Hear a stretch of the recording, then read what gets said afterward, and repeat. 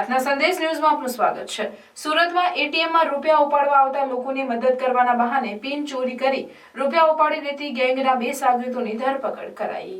સુરત શહેરમાં છેલ્લા ઘણા સમયથી એટીએમમાં રૂપિયા ઉપાડવા આવતા લોકો સાથે છેતરપિંડીની અનેક ફરિયાદ પોલીસ ચોપડે નોંધાઈ હતી।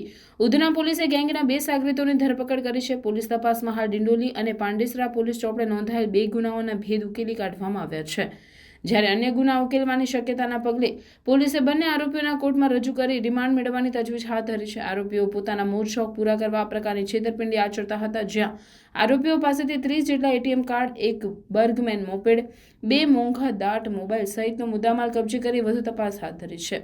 આરોપી અંકિત ઉર્ફે લલા યાદવ અને ઋત્વિક ઉર્ફે ભોલાસિંહની પૂછપરછ 2 ગુનાઓમાં ભેદ ઉકેલાઈ ગયા છે, જેમાં ડિંડોલી અને પાંડેસરા પોલીસે ચોપડે નોંધાયેલ ગુનાનો સમાવેશ થાય છે।